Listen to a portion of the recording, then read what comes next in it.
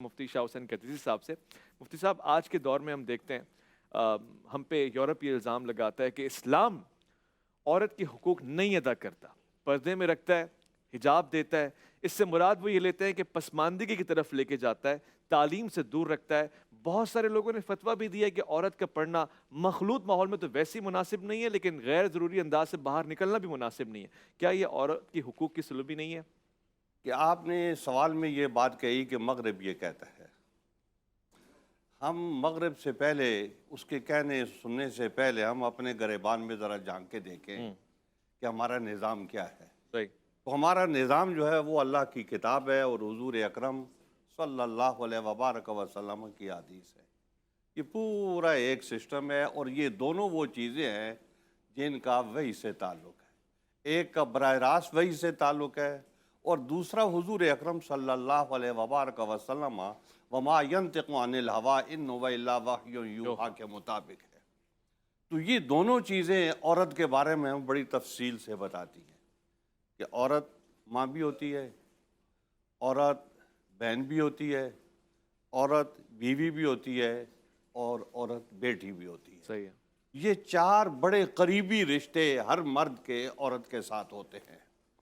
تو اب ان چاروں رشتوں کو آپ دیکھ لیں کہ ماں کا مقام ہے، بہن کا ایک درجہ ہے، بیٹی کا ایک درجہ ہے، بیوی سے تھوڑی کھٹ پٹ آدمی کی رہتی ہے اور ہو جاتی ہے، وہ طباع کا اختلاف ہوتا ہے، کچھ معاشرتی مسائل ہوتے ہیں ان میں اختلاف ہوتا ہے، لیکن اصولی طور پہ عورت کو اسلام نے بڑا درجہ دیا اور جو حقوق عورت کے ہو سکتے تھے وہ اسلام نے اس کو دیے ہیں۔ اچھا، آپ نے درمیان میں یہ بات کی کہ عورتوں کو تعلیم دینے سے شاید اسلام منع کرتا ہے اور یورپ یہ الزام لگاتا ہے، تو میں آپ سے یہ عرض کرتا ہوں کہ حضور اکرم صلی اللہ علیہ وبارک وسلم کے دور میں لکھنے والی عورتیں موجود تھیں اور ان میں حضرت عمر فاروق رضی اللہ تعالیٰ عنہ کی صاحبزادی حضرت حفصہ جو ام المومنین کا درجہ بھی رکھتی ہیں تو وہ بھی تھی۔ تو یہ لکھنے والی بھی تھی، پڑھنے والی بھی تھی اور بہت ساری عورتیں تھیں۔ اچھا، تو حضور اکرم صلی اللہ علیہ وبارک وسلم کے دور میں یہ لکھتی تھی، پڑھتی تھی۔ کچھ چیزیں تھیں اس زمانے کے لحاظ سے ان کے احتیاط کے تقاضے ہوتے تھے، اچھا، تو وہ احتیاط کے تقاضے جو ہے وہ پورے کیے جاتے تھے۔ تو وہ چیزیں ہوتی تھیں جو اصول نہیں ہوتے تھے بلکہ کسی چیز کی رکاوٹ کے لیے ایک چیز کھڑی کی جاتی ہے۔ صحیح ہے۔ تو یہ ہمارے اصول فقہ میں ایسے بہت سارے مسائل ہیں کہ ایک خرابی کہیں سے آ رہی ہے تو اس کو روکنے کے لیے آگے ایک دیوار کھڑی کر دی جاتی ہے۔ صحیح ہے۔ تو ایسی بہت ساری چیزیں ہیں، لیکن قرآن حکیم اللہ تعالیٰ کی کھلی کتاب ہے اور اس کھلی کتاب میں اس عورت کے ساتھ کہیں پر کوئی ناانصافی نہیں ہے۔ قرآن حکیم فرقان حمید نے عورت کو جائیداد میں شریک کیا ہے کہ صرف مرد کی بالادستی اپنی جگہ پہ، لیکن جو اس کے حقوق ہیں وہ اپنی جگہ پہ۔ قرآن حکیم فرقان حمید کہتے ہیں وَلِلذَّكَرِ مِثْلُ حَظِّ الْأُنثَيَيْنِ۔